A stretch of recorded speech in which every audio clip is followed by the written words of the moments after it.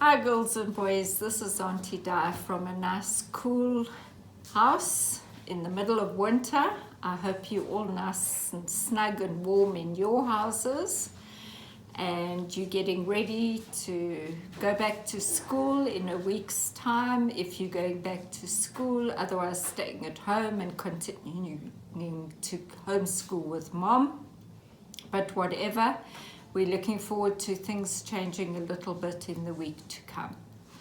This week we're doing the last of the Beatitudes, but it's been recorded over 3 verses, so I'm going to do this lesson over 2 weeks because there's quite a lot for us to understand, and I think Christ recorded it over 3 verses because it's one of the hardest ones for us to do, because it really is very hard.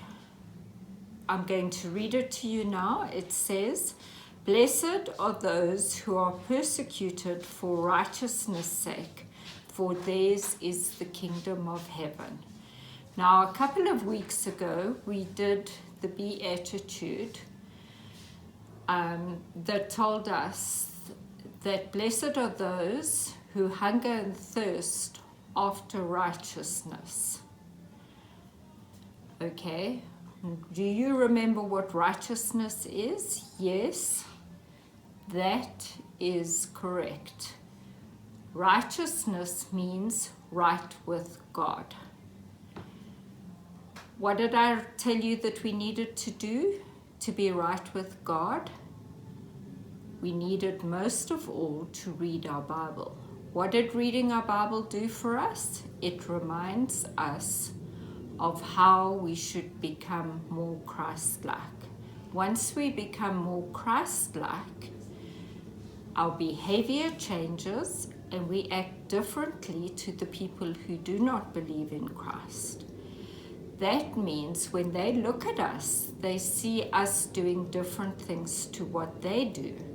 And that means that they start making fun of us. They say ugly things about us, they tease us, they bully us, they call us names, they do all sorts of things that are not very nice. And that is what persecuted means. These people are going to be unkind to us. In some places, persecuted even means that people kill other people for believing in Christ. So then you're going to say to me, but Auntie Di, how on earth can this be a blessing? Well, the blessing is that if you are righteous, it means that you believe in Jesus Christ. And if you believe in Jesus Christ, it means that you are going to go to heaven. And once you are in heaven, everything is wonderful. So that is where your blessing lies. Not here on earth where people are being ugly to you, but in heaven, everything is wonderful. So that is what you have to look forward to, and that is what you have to be excited about. So now I'm going to tell you a story about Daniel. And I'm sure a lot of you have heard this story, but for those of you who haven't heard this story, I'm going to repeat it again. Daniel was a ruler in King Darius's castle, and he was King Darius's favorite ruler.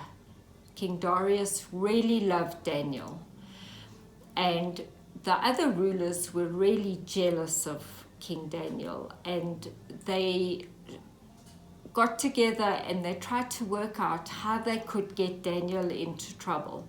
Have you ever been jealous of somebody and you've thought, what can I go and tell the teacher about this person to make this person look bad? Or what can I tattletale on my brother or my sister to mommy so that she can be cross with my brother or sister? You know that feeling where you just want somebody else to look bad so that you can look better? Well, these guys were doing the same thing about Daniel, but they couldn't find anything bad about Daniel because Daniel loved God and Daniel tried to live by God's laws. So he really tried hard not to do bad things. And then one day they had this clever idea, because they knew that Daniel prayed to God 3 times a day, every single day. So they went to King Darius and they said to him, King Darius, why don't you make a law that if anybody prays to anybody else except you for a month, you are going to throw them into the lion's den? King Darius, without thinking, said, what a clever idea, and he made the law. If anyone prays to anybody else except me for a whole month, I will throw them into the lion's den. Daniel knew about this law, but Daniel was not prepared to break his habit of praying to his God every day. So he continued to pray to his God 3 times a day, every day. The other rulers went straight to King Darius and said to him, King Darius, Daniel is breaking your law. He is still praying to his God every day.